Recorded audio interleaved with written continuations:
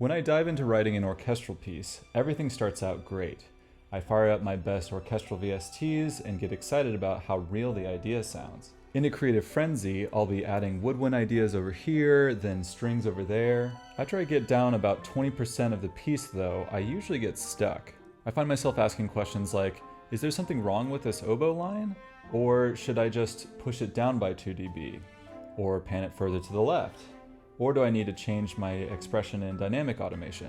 There are too many decision parameters, and this distracts me from focusing on the composition aspect. In this video, I'll argue that when we're really digging into large ensemble writing, it's best to separate the composition and the orchestration process from the mock-up production process. Now, what I mean by that, and how I usually get unstuck from the problem described above, is by actually switching to lower resolution sounds for the bulk of the composition step. Whether that means moving into a score editor or to a new DAW project using low resolution sounds, it helps us focus on the quality of the lines themselves and the broader strokes of the combined timbre. This workflow bifurcation is especially important if you are writing music that primarily trades on its melodic and harmonic principles. Remember, for many of us, we want the 8-bit or Game Boy version of our music to still sound good to the listener. Hashtag Team Good Notes represent!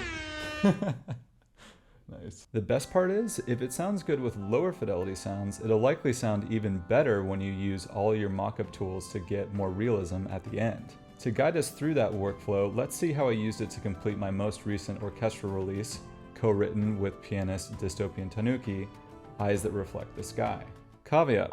Tight deadlines are one of the realities of writing music for media. Sometimes you only have half a day to make a cue from scratch. This workflow is not intended for that.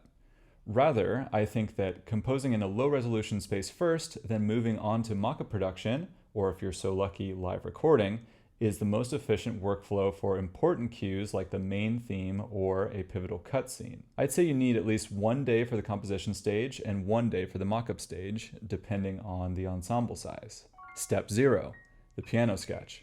I find that it's easiest to start off the writing process with a piano sketch that we can then orchestrate. In this case, Dystopian Tanuki already had the piano sketch written, so that was taken care of. Some folks like to roll up their sleeves and dive directly into writing the idea for orchestra, but as Ryan Leach shows in this video, there are often multiple ways to orchestrate a given musical idea that can be musically successful. Should it be woodwinds focused, brass, or maybe strings? So given that, I find it helpful to write the solo piano version of the piece first. I consider this a preliminary step to orchestration, hence why I call it step 0. Step 1, the creative whirlwind. Okay, great. So now we have our piano sketch. Now let's get down some orchestral ideas for a couple of parts of it using the most realistic tools at our disposal. In my case, it was primarily about these 2 big chords at the end.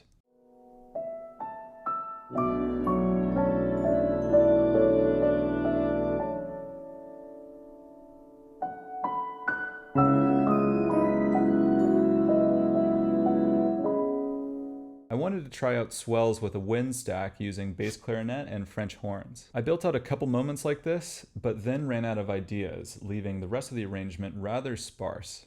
It sounded a bit odd because the orchestra would suddenly and awkwardly appear and disappear without warning.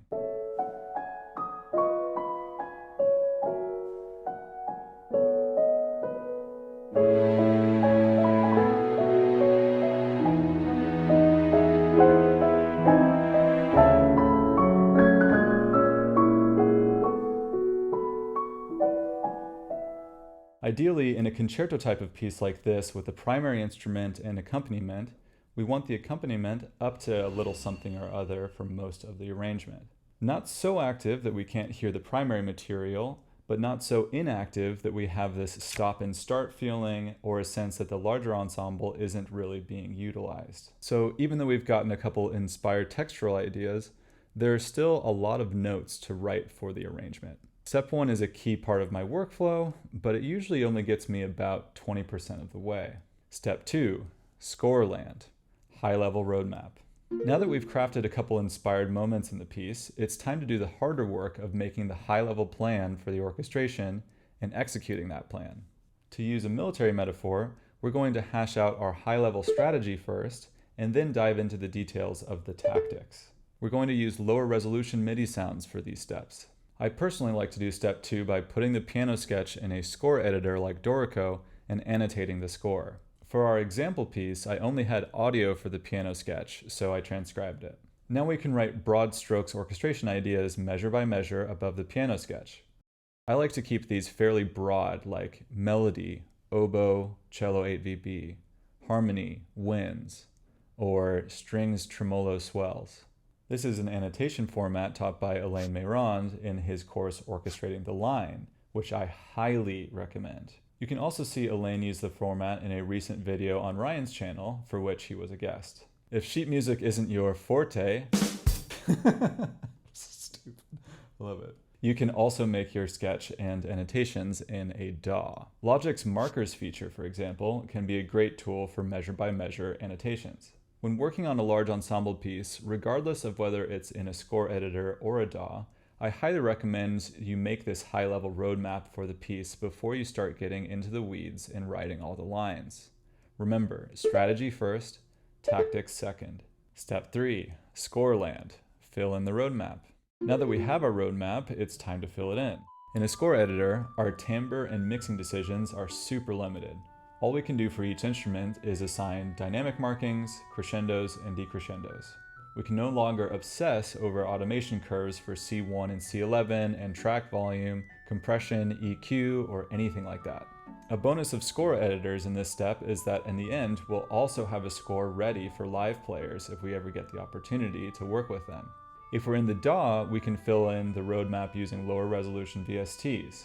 I've had good results using stock Logic instruments, a 16-bit Orchestral Sounds plugin, or an Ocarina of Time sound font and sforzando. In fact, I've also used sound fonts to demake my compositions after they're finished as well. Here's a bit of Eyes That Reflect the Sky in all its Dorico glory.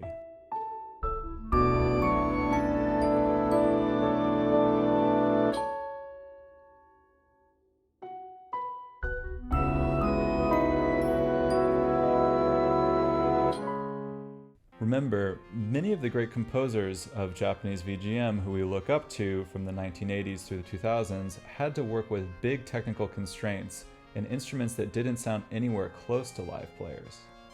In step 3, we're sort of replicating their workflow.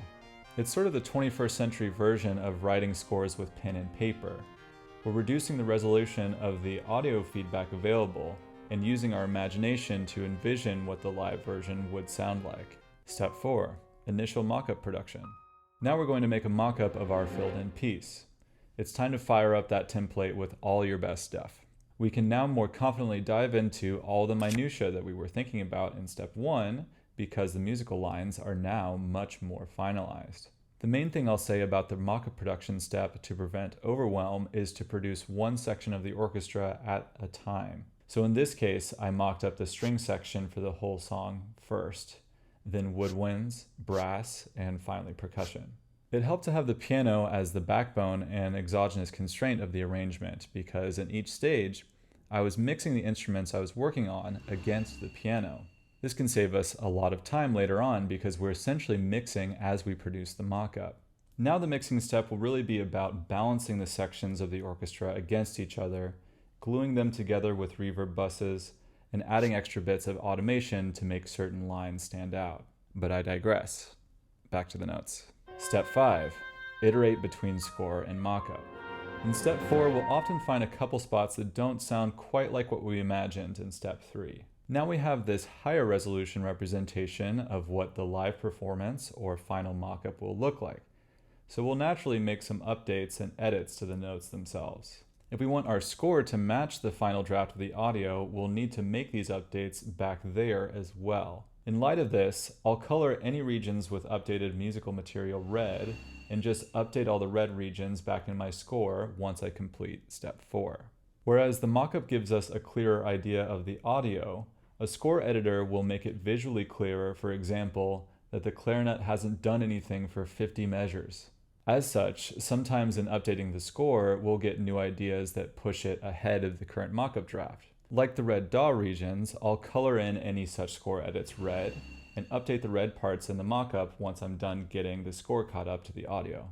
We can continue cycling between the score or lo-fi MIDI version and the hi-fi mockup until we're satisfied with the final mock-up and the final score drafts. Cautionary note. An important aside I want to include here is, as much as possible, do not listen to your draft over and over again trying to figure out what comes next. This subconsciously imprints the current incomplete draft into your head and actually makes you less and less likely to come up with new ideas. If you find yourself stuck for more than half an hour or so, it's probably time to put the project down for the day. Outro. So there we have it. There are certain steps where our nicest VSTs are massively helpful. However, in other parts of the process, they can actually bog us down in mock-up considerations before we're ready for them. A lot of contemporary music primarily trades on unique timbre decisions, be it an interesting modular synth patch like Hans Zimmer, or extended techniques on the strings like Olafur Arnalds. And for that, it makes total sense to rely exclusively on our best timbral tools. However, for melodically and harmonically driven music, we want to give the lion's share of our attention to, well, melody and harmony. Hashtag Team Good Notes. That's it for now. If you'd like to have a listen to Eyes That Reflect the Sky, you can do so in this video and on streaming. Until next time, 加呢